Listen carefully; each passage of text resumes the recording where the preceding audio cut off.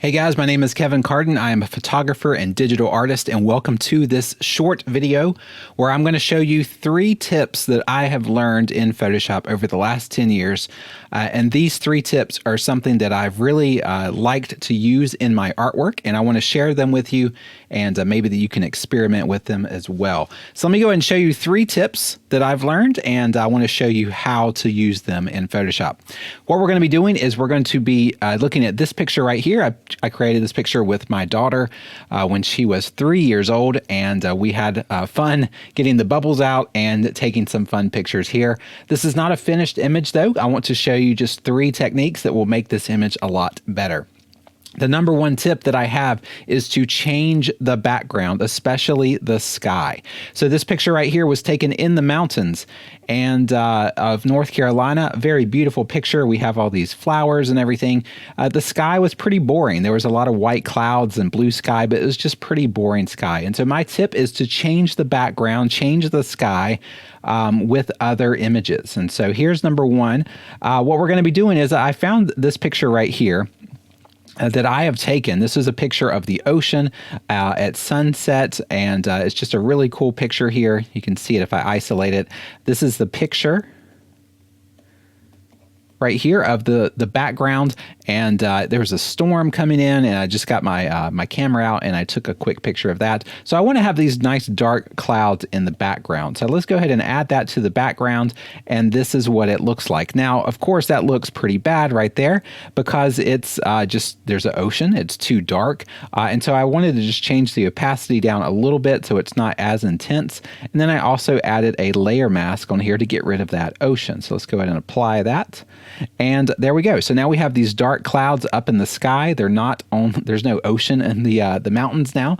And so that makes it a little bit more dynamic. It's a little bit darker. There's a lot more interesting things going on in the background.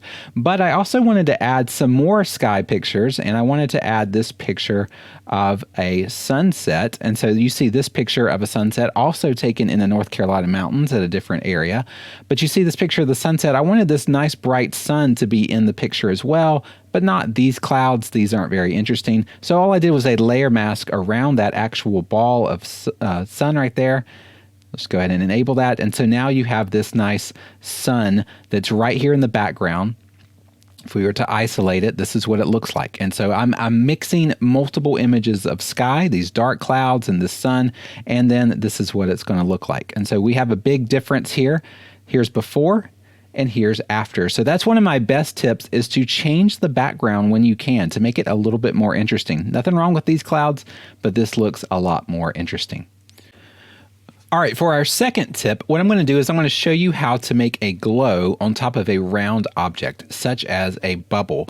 And this is a really good tip. It's something you can do very easily in Photoshop. What I'm going to do is I'm going to make a new layer above these bubbles, and I'm going to get a brush, just a regular soft brush, maybe like 2000 pixels here.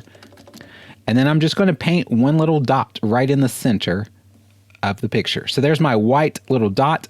I've got it right here floating around. Now what I want to do is I'm going to put it on top of this bubble. So I'm going to get my warp tool, edit and transform and warp, and I'm going to warp it to a nice little curvature here. So I'm just warping this, and so it kind of looks like a crescent moon almost, something kind of like that.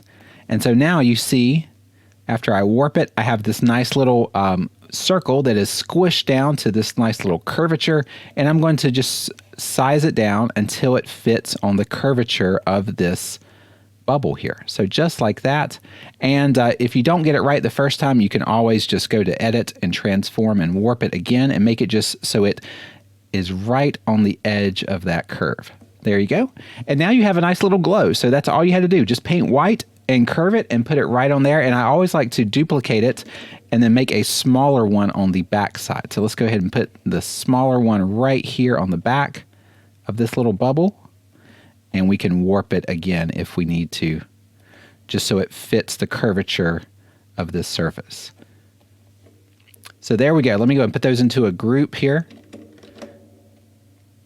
Here is before, and then here's after. Just a nice little glow there, and it really adds a nice little detail to these objects. So you can actually take that and you could duplicate that if you want to, and then you can go to your other bubbles as well. Make sure you warp them so they're the right size. But adding these little bitty glows just using the brush tool is a great way to make these images have a lot more detail, make them a lot more interesting, and show that nice reflective side. All right, my third and last tip for this video is how to make a light leak coming directly out of the sun. So let's go ahead and do this. And what I'm going to do is I'm going to show you how to paint a little bit of glare coming off of this sun here in the background. Pretty simple to do. I learned this trick a long time ago, but I love it and I use it all the time. What you want to do is get a nice little orange color. You can sample the color that's already in the scene right near that sun. It's kind of a yellow. I usually do it a little bit more orange. Kind of like that, just a nice saturated orange color. Make your flow down pretty low on your brush. And what you want to do is you just want to paint just some orange right over top of this sun. It's going to kind of leak over onto the body here. You can see it's going on the arms and it's going on this little handle here. Just kind of do like that.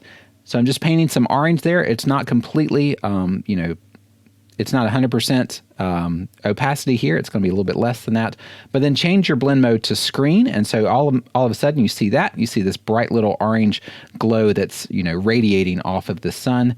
And then what we're going to do is make another layer on top of that. You can use the same color, maybe a little bit more saturated, and then change that blend mode to overlay. And same thing, you're going to just get a nice large brush and paint right over that screen layer.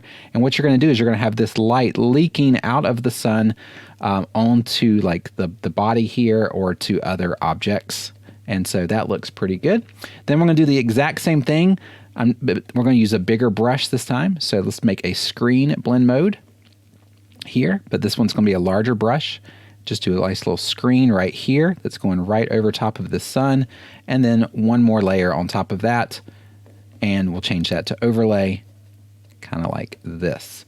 So the cool thing is when you do these 4 layers, you can always just kind of, you know, tone them down as you need to. So let's go ahead and tone down that one. I think that's just a little bit too intense. And you can make layer masks if you need to edit those out. But here is what the sun glare looks like before and after. Here's before and here's after. And sometimes that just adds a little bit of pop to your image, especially if you're going to contrast this bright orange with some blues here in the other parts of the picture. And I think that's a really cool tip. But those are my 3 tips, guys, to have the background a little bit different, have some glows on your bubbles here, and then also have some light leaks. This is what we started off with.